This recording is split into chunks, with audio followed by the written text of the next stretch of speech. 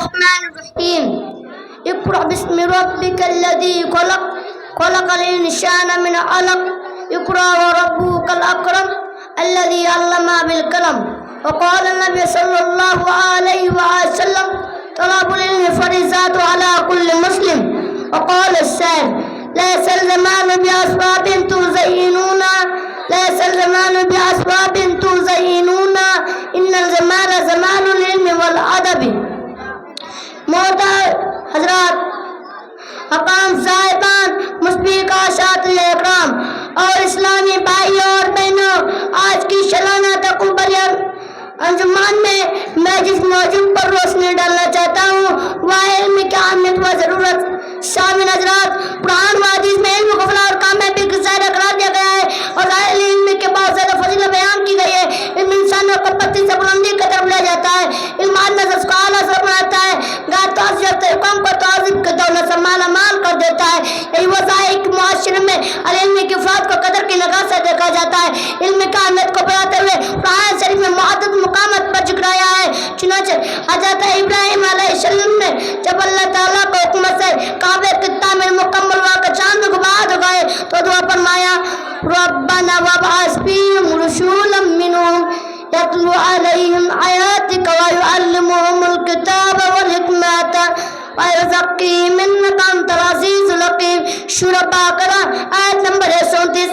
اے ہمارے رب، انہیں میں سے رسول بھیج جو ان کے پاس تیرا قرآن کی آیتیں پڑھے، انہیں کتاب و حکومت کی تعلیم دے، پاک یقیناً تو غالب جو ہمت والا ہے۔ دوسری جگہ اللہ تعالیٰ پکڑ پکڑ کے ارشاد فرماتا ہے اقرأ باسم ربک الذی خلق خلق الانسان من علق اقرأ وربک الاکرم الذي علم بالقلم۔ سورہ علق آیت نمبر 105 تک۔ لوگوں، اسلام کی سب سے پہلے تعلیم قرآن کی آیت جو اللہ تعالیٰ نے نبی کریم صلی اللہ علیہ وسلم پر نازل فرمائی وہ علم کے متعلق ہے۔ جب نبی کریم صلی اللہ علیہ وسلم غار حرا میں بیٹھا اللہ تعالیٰ کو یاد کر رہے تھے، اسی آسمان میں جبریل علیہ السلام آئے اور فرمایا پر اے محمد صلی اللہ علیہ وسلم تیرے رب کے نام سے، تو ہمارے نبی صلی اللہ علیہ وسلم نے فرمایا مانا بکاری، بخاری شریف کا الفاظ ہے میں قاری وفی نہیں ہوں، میں پڑھنا نہیں جانتا، بس پھر میں کیسے پڑھوں؟ جبریل علیہ السلام بھی دوبارہ فرمایا پر اس رب کا نام سے جس نے انسانوں کو خون کے لطرہ سے پیدا کیا، جو بڑے کرم والا ہے، جس نے کلمے کو ظاہر علم سکھایا جسے وہ نہیں جانتا تھا۔ اسی طرح اپنے مذہب میں حدیث میں موجود ہے، نبی کریم صلی اللہ علیہ وسلم نے فرمایا طلب العلم فریضۃ علی کل مسلم، علم طلب کرنا ہر مسلمان پر فرض ہے، چاہے وہ مرد ہو یا عورت ہو، ہر حال میں علم حاصل کرنا ضروری ہے۔ کسی شاعر نے کیا حقوق کہا ہے؟ تعلیم سے آتی ہے اقوام میں بیداری، تعلیم سے آتی ہے اقوام میں بیداری، ہے علم کے پنجوں میں شمشیر زاداری۔ دوسری جگہ نبی کریم صلی اللہ علیہ وسلم نے فرمایا من سلک طریق یلتمس علما سهل اللہ بالطریق التی جنہ۔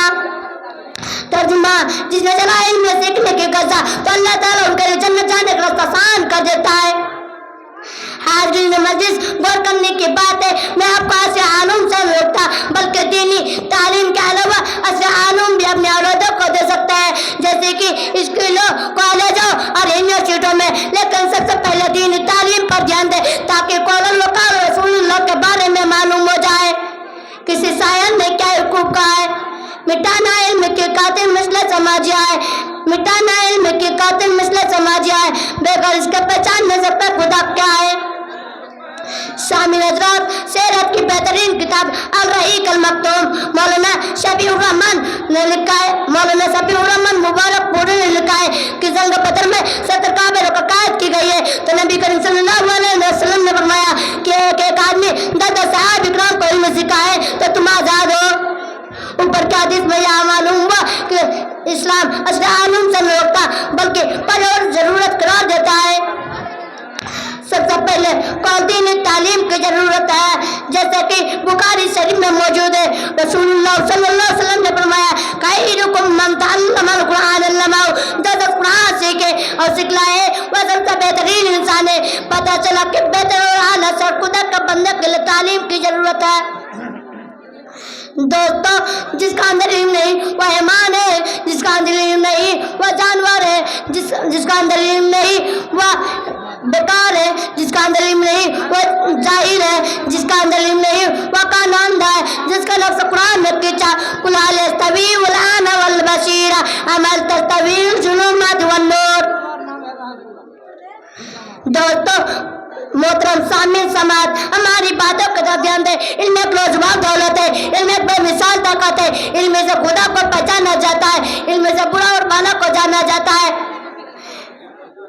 علم سے آدمی کی عزت ہوتی ہے، علم کے دن جس کو لگی نہیں ترقی کا تو آدمی ہی نہیں۔ دوستو مجھے بتاؤ تو صحیح، علم کے بے تو کوئی مولانا بن گئے ہو، علم کے بے تو کوئی مفتی بن گئے ہو، علم کے بے تو کوئی محقق بن گئے ہو، علم کے بے تو کوئی محدث بن گئے ہو، علم کے بے تو کوئی سینٹر بن گئے ہو، علم کے بے تو کوئی امام بن گئے ہو، علم کے بے تو کوئی انجینئر بن گئے ہو، ارے علم کے بے تو کوئی ٹی بن گئے ہو، علم کے بے تو کوئی پروفیسر بن گئے ہو۔ ارے نہیں، کوئی علم کے بے تو کچھ نہیں بن سکتا، بلکہ ان تمام باتوں سے یہ معلوم ہوا کہ جس کے پاس علم ہے وہ انجینئر بن سکتا ہے، وہی پروفیسر بن سکتا ہے، وہی محدث بن سکتا ہے، وہی محقق بن سکتا ہے، وہی مقالہ بن سکتا ہے۔ اسی لیے میں اب حضرات سے یہ کہنا چاہتا ہوں کہ آپ بھی اپنے اولادوں کو تعلیم دیں۔ اب میں اپنی تقریر کو یہیں سے ختم کرنا چاہتا ہوں، آخر میں اللہ تعالیٰ سے دعا ہے کہ اللہ تعالیٰ ہم سب مسلمانوں کو صحیح تعلیم حاصل کرنے کی توفیق عطا فرما۔ آمین ثم آمین۔ الحمدللہ رب العالمین۔